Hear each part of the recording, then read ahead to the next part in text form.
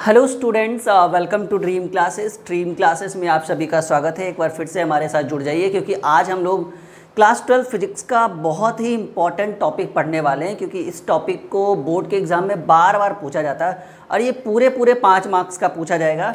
तो आज हम लोग जो हमारा टॉपिक है वो है व्हीटस्टोन ब्रिज, व्हीटस्टोन सेतु के बारे में आज हम लोग पढ़ने वाले हैं। सभी लोग जल्दी से आज के वीडियो को ज्वाइन कर लीजिए, आज के क्लास को ज्वाइन कर लीजिए। बहुत ही इम्पॉर्टेंट और बहुत ही इंटरेस्टिंग क्लास है, ठीक है। व्हीटस्टोन ब्रिज बोर्ड के एग्जाम में कितने मार्क्स का पूछा जाता है? 5 मार्क्स का पूछा जाता है, चाहे वो हमारा कोई भी बोर्ड क्यों ना हो, ठीक है। चलिए शुरू करते हैं और उम्मीद करेंगे कि आज हम इस टॉपिक को एकदम बिल्कुल कॉन्सेप्ट के साथ आपको समझाना चाहेंगे। आज के टॉपिक को स्टार्ट करने से पहले कल जो हमने पिछले क्लास में जो हमने साइन आपको लिखवाया था, ठीक है, कि जिस दिशा में धारा चले हम उसी दिशा में चले तो साइन निगेटिव होता है, जिस दिशा में धारा चले प्रतिरोध आर चाहे, ठीक है, जिस दिशा सिंपली बात जिस दिशा में धारा चले हम उसके विपरीत आए तो पॉजिटिव लेंगे, ठीक है। अगर किसी बैटरी का हमें पॉजिटिव टर्मिनल ले तो आई आर जो है वो निगेटिव, मतलब आई आर की वैल्यू कर रहे हैं, V बराबर आई आर हमने बताया था ना। तो कल हमने बताया था कि अगर जिस दिशा में धारा चले, ठीक है, हम भी उसी दिशा में चले तो आई आर जो होगा वो निगेटिव होगा, हाँ या ना। जिस दिशा में धारा चले हम उसके विपरीत दिशा में चले तो आई आर पॉजिटिव होगा। जिस दिशा में अगर हम इधर से आ रहे हैं और अगर हमारे किसी भी सेल का बैटरी का पॉजिटिव टर्मिनल मिले तो हम आई आर जो है, ठीक है, सॉरी ये जो है ये हम किस तरह से लेंगे? निगेटिव लेंगे। और अगर निगेटिव मिले तो पॉजिटिव लेंगे। और हमने कैपेसिटर में भी पढ़ाया था कि पॉजिटिव टर्मिनल मिले तो साइन निगेटिव होगा, निगेटिव टर्मिनल मिले तो साइन पॉजिटिव होगा। ये हम पिछली क्लास में, कल के क्लास में पढ़ चुके हैं। तो वो साइन वाला जो कॉपी है वो पहले निकाल लीजिए सभी लोग, जो कल जो हम आपको साइन लिखवाए थे ना पिछले क्लास में, वो पहले आप निकाल लीजिए।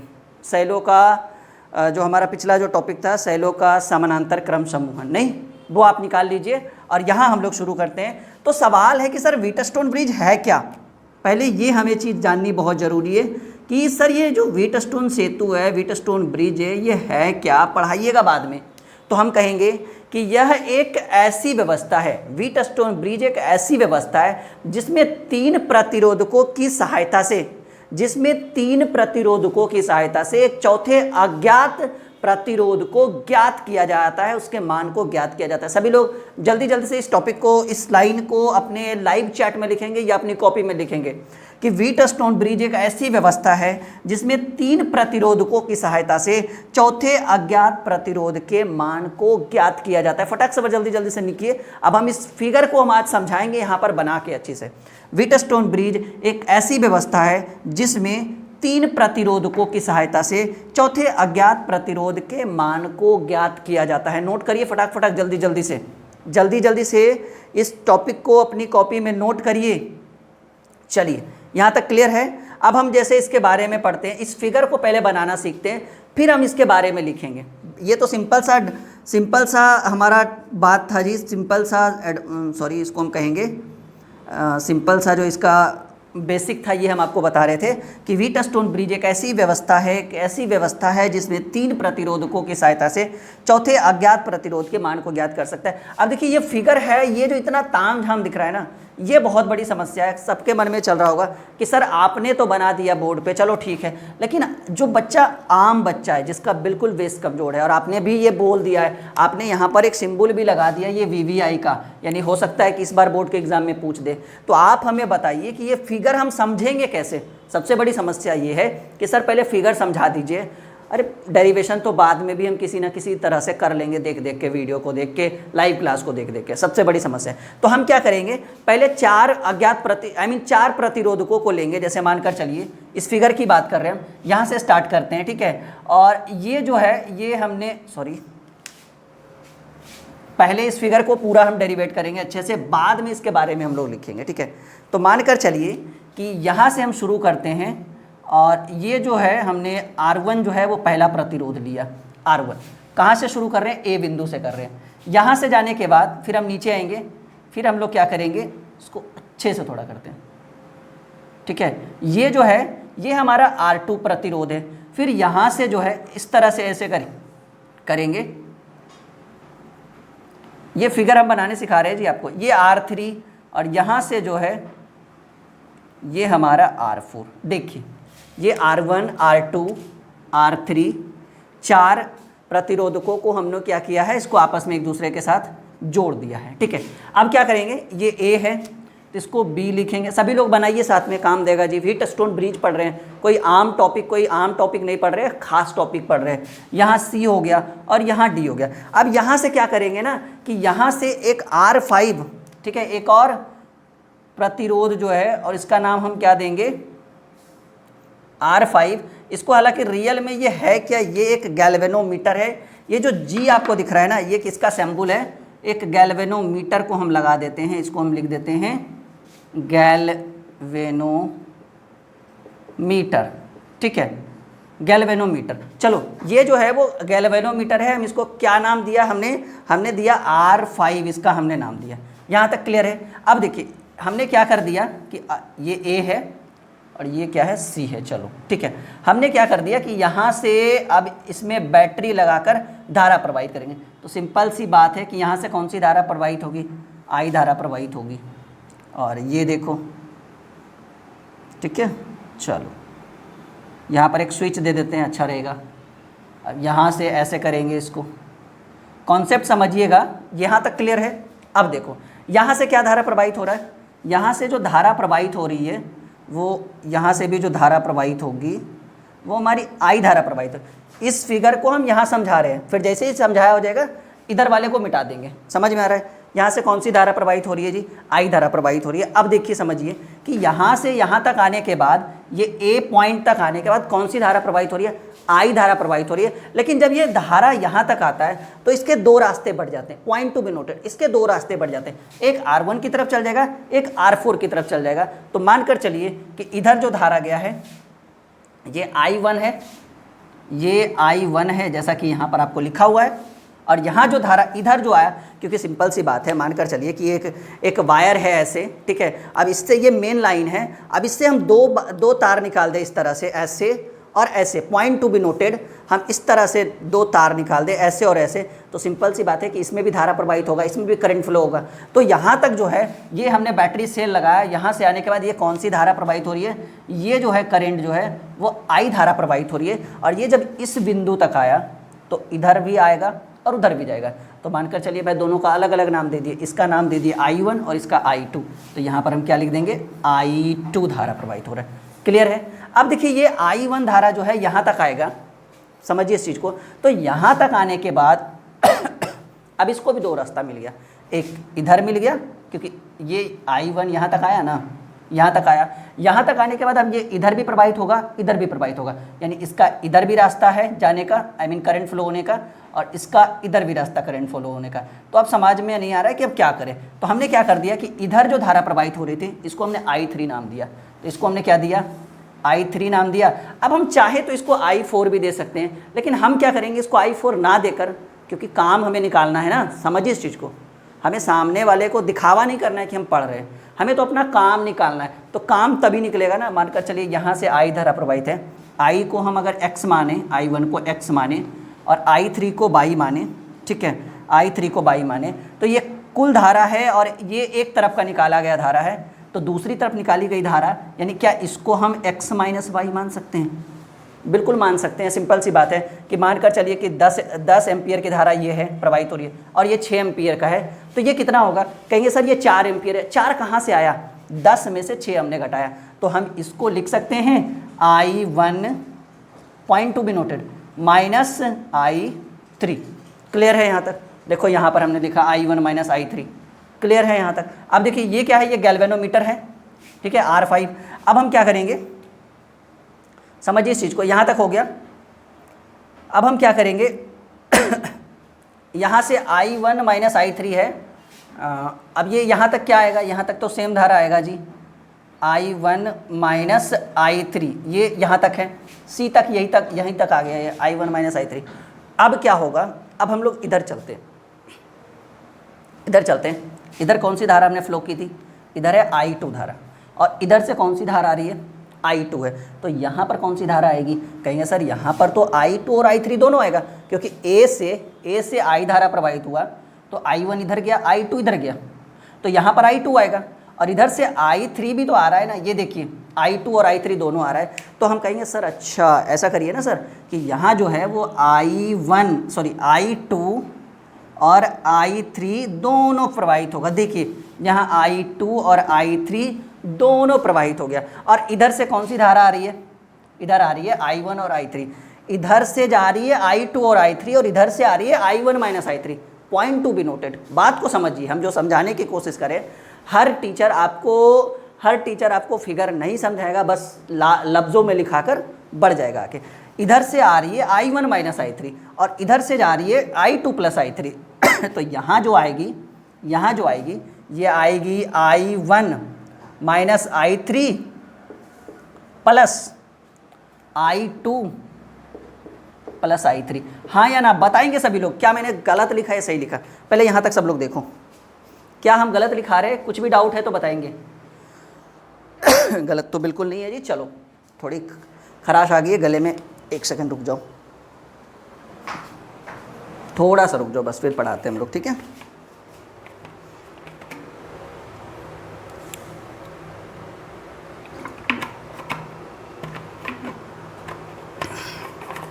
चलो शुरू करें, बिल्कुल आगे बढ़ते हैं। क्लियर है यहाँ तक? तो अब जो है, जो कि यहाँ से I2 प्लस I3 यहाँ आ रहा है और यहाँ से I1 माइनस 3 इधर आ रहा है, तो यहाँ जो होगा ये इसका योग्य होगा, तो हमने योग्य कर दिया। तो यहाँ से आपको दिख रहा है कि I1 minus I3 plus I2 plus I3, और ये minus I3 plus I3 cut गया और हमें यहाँ पर जो धारा मिली, यहाँ पर जो करंट फ्लो हुआ वो I1 और प्लस ये I लिख दो, अच्छे से समझ में आएगा सबको, I1 प्लस I2, यही मिला ना हमें, इस प्लेस पे मिला I1 प्लस I2। और आपने ही तो कहा था कि सर I को दो भाग में बांट दीजिए ना, I1 इधर पहुंचा दीजिए, I2 इधर पहुंचा दीजिए, सॉरी I1 को इधर पहुंचा दीजिए और I2 को इधर पहुंचा दीजिए। तो वही काम, यानी ये I के बराबर I1 और I2 का योग होगा, यानी I1 प्लस I2 बराबर क्या हम I लिख सकते हैं? बिल्कुल लिख सकते हैं, क्योंकि I को ही आपने इधर भी किया और इधर भी किया, यानी I1 और I2, I को हमने दो पार्ट में बांट दिया, एक I1 लिख दिया, एक I2 लिख दिया, यानी I1 plus I2 is equal to I। तो क्या हम इसके बराबर I लिख सकते हैं? यानी सिंपल सी बात है कि यहाँ से जो धारा निकली थी वही धारा यहाँ तक पहुँची है, क्योंकि I2 plus I1 plus I2 is equal to I, और ये चलकर अब यहाँ से जो है कौन सी धारा फ्लो होगी? I1 प्लस I2 होगी, इसको हम डायरेक्टली I लिख सकते हैं। क्लियर है सभी लोग? समझ में आया? यानी जितनी धारा यहाँ से निकला था, घूम फिर कर फिर हमें वहाँ पे उतना ही मिला। तो इसीलिए हमने कहा कि व्हीटस्टोन ब्रिज एक ऐसी व्यवस्था है जिसमें 3 प्रतिरोधकों की सहायता से एक चौथे अज्ञात प्रतिरोध के मान को ज्ञात किया जा सकता है। यहाँ तक क्लियर है? अब हम लोग लूप बनाएंगे, बंद लूप, ABD और फिर BCD दोनों को अलग अलग, और साइन याद रखिएगा, कल वाला जो साइन है, ठीक है, V बराबर जो IR है, इसको मिटा रहे हैं। क्लियर हो गया होगा सभी लोग को? सभी लोग क्लियर है? जल्दी जल्दी कमेंट बॉक्स में कमेंट करेंगे, नीचे लाइव चैट में कमेंट बॉक्स है, कमेंट बॉक्स में वो भी कर सकते हैं, नहीं तो लाइव चैट में कमेंट करिए। सभी लोग को समझ में आ रहा है? क्लियर है? हाँ, बहुत सारे बच्चे पूछ रहे थे सर बहुत दिन पे क्लास होता है। हाँ जी, बहुत दिन पे हो रहा है, एक्चुअली कुछ इशू आ गया है, इस कारण से क्लासेस में थोड़ा टाइम नहीं दे पा रहे हैं, ठीक है, बट ये चीज़ें जल्दी ही सॉर्ट आउट हो जाएगा और हम लोग फिर से अपनी क्लासेस को कंटिन्यू करेंगे जैसे कर रहे थे हम लोग, ठीक है। चलो अब हम क्या करेंगे कि पहले इसके बारे में थोड़ा सा 2-4 लाइन और लिख दे। ये लिख लिया आपने, अब लिखेंगे कि माना कि, सभी लोग लिखेंगे हमारे साथ, थोड़ा सा रुक जाओ। अच्छा, और किसी को कोई इशू, एनी प्रॉब्लम, कोई डाउट है किसी को? ठीक है, चलो यहाँ तक क्लियर है। अब हम यहाँ से लिखना शुरू करते हैं। लिखेंगे, सभी लोग लिखेंगे हमारे साथ कि माना कि R1 R2 कॉमा देकर चलिए R3 तथा R4 माना कि R1, R2, R3 और R4, ठीक है। एक चतुर्भुज के भुजाएं, एक चतुर्भुज, ये चतुर्भुज है ना जी, एक ये R1, R2, R3, R4, एक चतुर्भुज की भुजाएं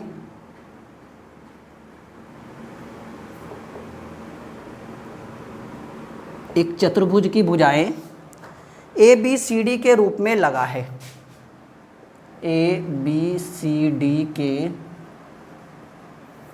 रूप में लगा है। यहाँ तक क्लियर है? R1, R2, R3, R4 जो है चतुर्भुज ABCD के रूप में लगा है। उसके बाद कहेंगे जिसमें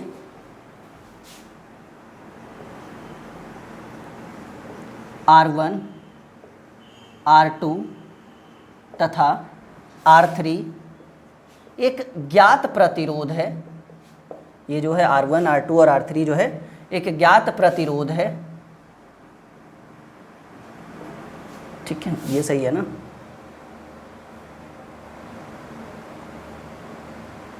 ये R4 ज्ञात प्रतिरोध है, ये तो हमने फाइंड आउट किया है, नहीं सॉरी, R1, R2 तथा R4 लिखिएगा, क्योंकि देखिए हालांकि ये सिंबल थोड़ा सा मिस्टेक हो गया है, मतलब फिगर सही से होना चाहिए था, ये यहाँ रहता, ये यहाँ रहता, ठीक है, क्योंकि हमने ज्ञात इसको किया है, ये वाले एरिया को हमने ज्ञात किया है, ठीक है। ये जो I1 + I2 और ये इधर से आकर आया यहाँ पर मिला, तो हम कहेंगे कि R1, R2 तथा R4 एक ज्ञात प्रतिरोध है तथा R3 ये जो है ये एक अज्ञात प्रतिरोध है, ठीक है। यहाँ तक लिखिएगा सभी लोग जल्दी जल्दी से, मिस्टेक नहीं हुआ, मिस्टेक थोड़ा सा फिगर का हो गया था, ठीक है, और कोई बात नहीं, बाकी बिल्कुल सही है।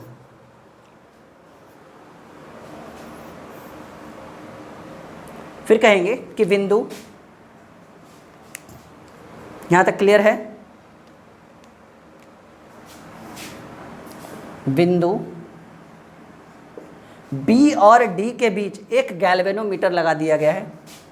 बिंदु B और D के बीच, सभी लोग लिखेंगे जी लाइव चैट में, एक गैल्वेनोमीटर लगा दिया गया है।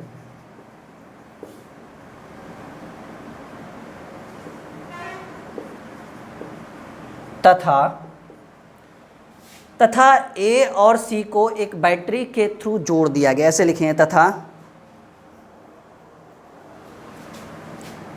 A और C को एक बैटरी द्वारा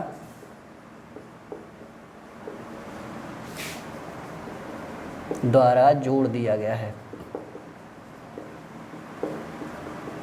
चलिए अब हम कहेंगे बंद परिपथ ABD लेंगे पहले, फिर BCD लेंगे, पहले ये बंद परिपथ लेंगे फिर ये बंद परिपथ लेंगे, ठीक है। चलिए प्रश्न से, ये तो इसके बारे में सारी डिफिनेशंस थी, डेरिवेशन तो अब हमारा शुरू हो रहा है, ठीक है।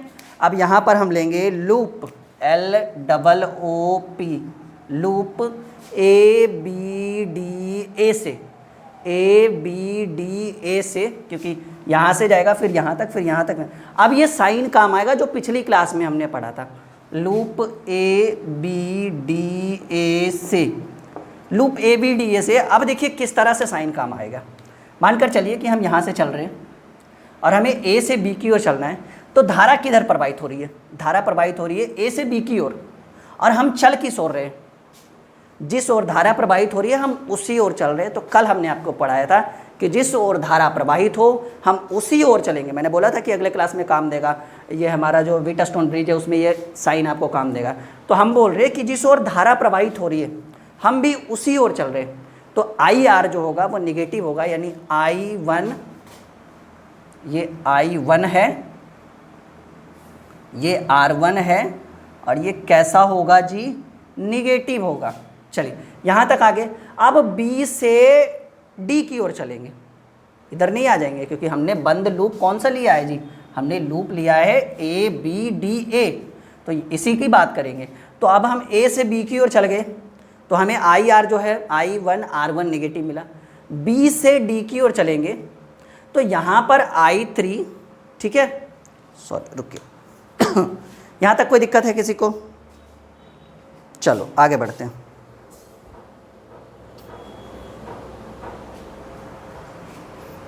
चलो अब जो है, अब B से D की ओर चलेंगे, A से B की ओर चले, अब B से D की ओर चलेंगे, तो जिधर हम चल रहे हैं धारा भी उधर ही आ रही है, तो IR निगेटिव, तो I3 R5, और ये किस चीज़ में? निगेटिव में, निगेटिव I3 R5। चल अब जो है, अब यहाँ से इधर चलेंगे तो देखो धारा जो है वो ऐसे फ्लो हो रही है और हम ऐसे जा रहे हैं। ये साइन दिख रहा है ना आपको, ये बहुत मायने रखता है। धारा ऐसे फ्लो हो रही है, धारा ऐसे फ्लो हो रही है और हम ऐसे चल रहे हैं। तो हमने बताया था कि जिधर धारा चले हम उसके विपरीत की ओर चलेंगे, तो IR पॉजिटिव। तो यहाँ पर पहले हम साइन लगाएंगे पॉजिटिव का, I जो है वो I2 है और R जो है वो R4 है, तो हम कहेंगे I2 R4, ठीक है, यहाँ तक क्लियर है? I2 R4, और सबका मान जो होता है वो 0 होता है, ठीक है, I2 R4 जो है वो 0 होता है। और ऐसे केस में ये जो गैल्वेनोमीटर की ओर जो चलेगा, ये जो हमारा I3 होगा, केस में हम क्या करेंगे? I3 के मान को 0 रखेंगे। यहाँ तक पहले नोट करिए सभी लोग, यहाँ तक पहले सभी लोग नोट करिए, फिर हम आगे बढ़ते हैं। क्लियर हो गया? एक छोटा सा यह मिस्टेक हो गया, हम लोग क्या करेंगे ना, छोटा सा चेंजिंग करेंगे, इसको क्या कर देंगे ना, इसको R2 लिख दीजिए। थोड़ा सा मिस्टेक है, हालांकि ऐसे भी बन जाएगा, कोई दिक्कत नहीं। इसको जो है ना आप R2 कर दीजिए, इसको आप R3 कर दीजिए और इसको आप R4 कर दीजिए। तो यहाँ पर जो होगा वो R1 R2 और R3 एक ज्ञात प्रतिरोध है, जबकि R4 एक अज्ञात प्रतिरोध। क्योंकि बाद में स्टार्टिंग में वहीं पे बोल रहे थे, थोड़ा सा मिस्टेक हो गया मुझे। हालांकि ये कर दीजिएगा, कुछ नहीं हमने किया, यहाँ था R4, इसको हमने कर दिया R2, ये R1 R2 R3 R4। Mistake जल्दी से कॉपी में चेंज कर लो सभी लोग। और यहाँ पर हमने क्या कर दिया कि जिसमें से R1 R2 और R3 एक ज्ञात प्रतिरोध है और ये R4 जो है ये एक अज्ञात प्रतिरोध है। बस छोटा सा मिस्टेक, ठीक है। तो अब जो है यहाँ पर थोड़ा सा चेंज हो जाएगा, थोड़ा सा चेंज हो जाएगा। चलो एक बार फिर से चलते हैं, इतना फिर से चलते हैं, करते हैं। यहाँ तक क्लियर है सबका? ये छोटा सा फिर से चलते हैं, AB ये जो है लूप वाला, ये फिर से चलते हैं, कोई इशू नहीं होना चाहिए, आई थिंक सो मेरे हिसाब से। चलो लूप ABDA में कॉन्सेप्ट क्लियर? लूप ABDA में इधर की ओर चलेंगे, जिधर धारा जा रहा है उधर ही प्रतिरोध है, तो IR जो है वो निगेटिव होगा, तो माइनस I1 R1। फिर इधर चलेंगे, जिधर धारा उधर ही हम चल रहे हैं, तो माइनस I3 R5, ठीक है। अब हम जो है इधर की ओर चलेंगे तो धारा इस ओर आ रही है और हम इस ओर जा रहे हैं, तो ये जो होगा ये पॉजिटिव होगा, सिंपल सी बात है। तो हम कहेंगे I2 R2 is equal to 0। बस छोटा सा मिस्टेक था, क्लियर हो गया। अब हम क्या करेंगे कि ऐसे कंडीशन में इन केस ये जो गैल्वेनोमीटर से जो धारा प्रवाहित होती है ना, I3 जो गैल्वेनोमीटर से जो धारा प्रवाहित होती है, इन केस ऐसे स्थिति में हम क्या उसको मानेंगे? 0 मानेंगे। तो in case I3 is equal to 0 मानना पड़ेगा ये हमें, ठीक है। नहीं मानेंगे तो फिर आगे काम नहीं हो पाएगा हमारा पूरा। ये क्यों I3 0 मारे? क्योंकि ये गैल्वेनोमीटर हमने यहाँ पर लगा दिया है बीच से, ठीक है। और ये आपको बाद में पता चलेगा कि इसका मान जो है वो 0 होता है जब A/B बराबर C/D होगा, ऐसे कंडीशन में, ठीक है। तो समझो इस चीज़ को, यहाँ पर 0 हो गया तो ये पूरा टर्म 0 हो गया। तो अब सीधे क्या बचा? माइनस I1 R1, ये तो पूरा 0 हो जाएगा, plus I2 R2 is equal to 0। Clear है? I1 R1 और प्लस होगा ना, हाँ जी, I2 R2 is equal to 0। अब क्या करेंगे कि ऐसे स्थिति में, ठीक है,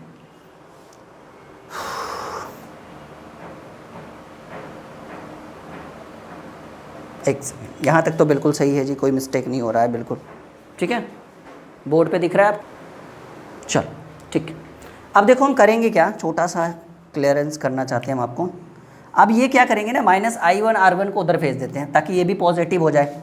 तो I2 R2 बराबर, ये निगेटिव है पूरा, उधर जाएगा तो पूरा पॉजिटिव। नहीं तो आप इसको ऐसे भी कर सकते हैं कि इसको इधर ही रहने दें, -I1 R1 ये निगेटिव में है और ये पॉजिटिव में उधर जाएगा तो -I2 R2।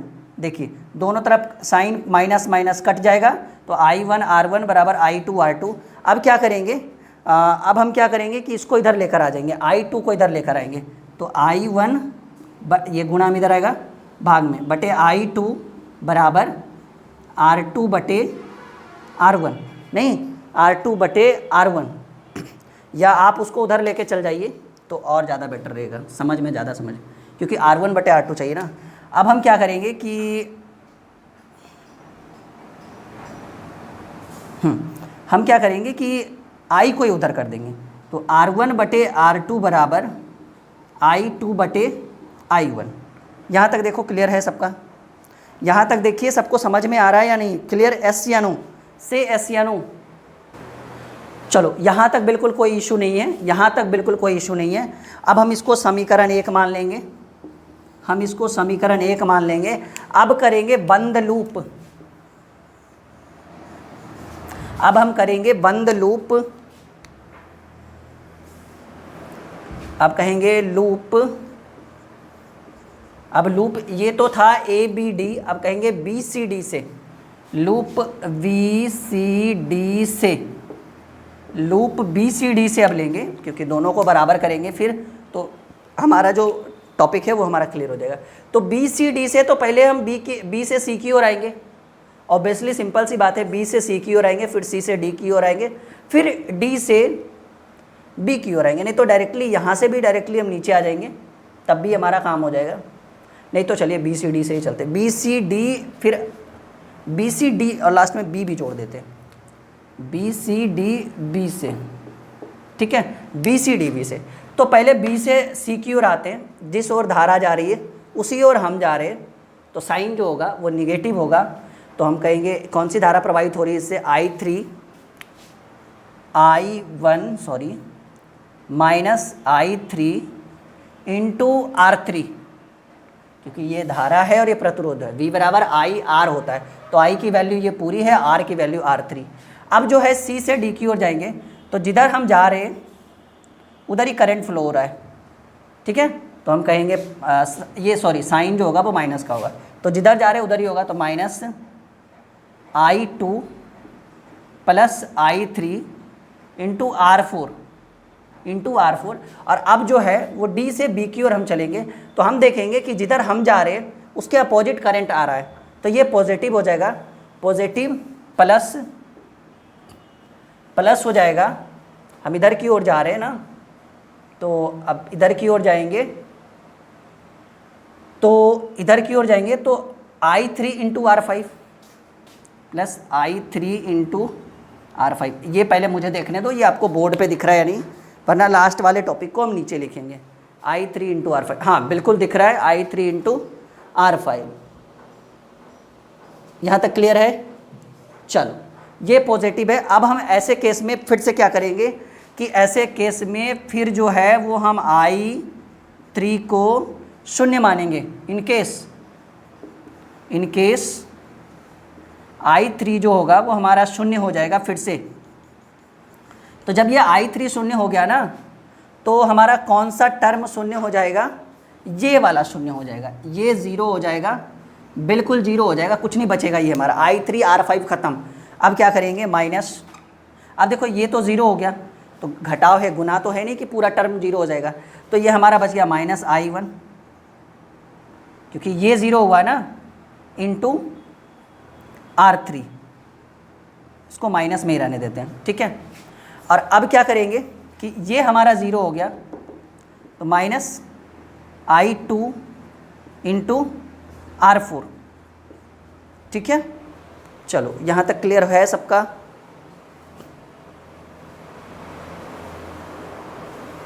कहीं कुछ तो मिस्टेक हो रहा है, आई थिंक सो। रुक जाओ सभी लोग, रुक जाओ।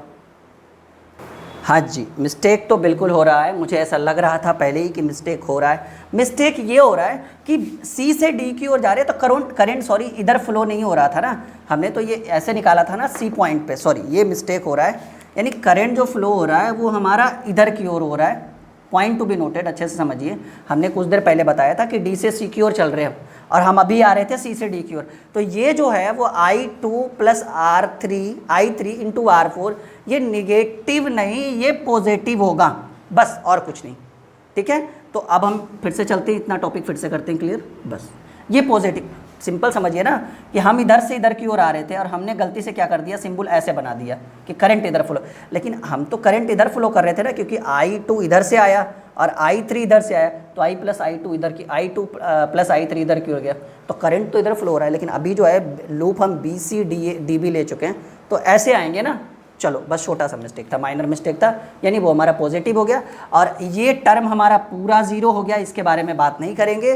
और यहाँ पर ये ज़ीरो हो गया, तो माइनस I1 और इंटू R3, इसको हमने लॉक कर दिया। अब हम क्या करेंगे, प्लस I2, और क्योंकि ये जो है वो I3 हमारा क्या हो जाएगा, ज़ीरो हो जाएगा, तो I2 इंटू R4। अब क्या करेंगे कि इसको उधर भेज देंगे, इज इक्वल टू ज़ीरो कर देंगे, sorry, is equal to zero. चलो अब क्या करेंगे कि माइनस I1 R3, ये माइनस में है, बराबर ये प्लस में उधर जाएगा, तो माइनस में I2 R4, तो माइनस से माइनस कैंसिल कट गया। अब इसको इधर करेंगे, या सॉरी स्टार्टिंग में हमने क्या लाया था, R1/R2 लाया था ना, I2/I1, तो I को उधर कर देंगे। ठीक है, तो R को इधर कर लेंगे, तो R3/R4 बराबर I2/I1, point to be noted. ये हमारा समीकरण 2 हो गया, ये हमारा समीकरण 2 हो गया। इतना नोट करो, तब तक इधर मिटाते हैं।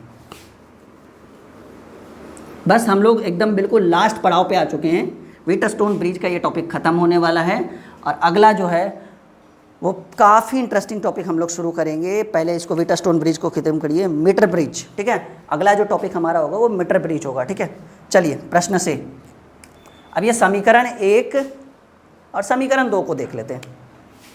यहाँ पर अच्छे से लिखेंगे लाल लाल कलम से, रेड स्केच से। मज़ा आ रहा है ना सबको? देखिए एक दिन ही क्लास होती है, लेकिन स्पेशल होती है फिजिक्स की क्लासेस। नहीं, हम लिखेंगे समीकरण 1 एवं 2 से। वीकली 4 दिन हम लोग रखेंगे क्लास को, 4 से 5 दिन। ठीक है, 2 दिन तो ऐसे भी प्रॉब्लम होगा ही होगा, लेकिन आपका सिलेबस हम दिसंबर में ख़त्म करेंगे, इट्स माय प्रॉमिस। चलो, तो समीकरण 2 और 1 और 2 से देखिए, ये आपको I2/I1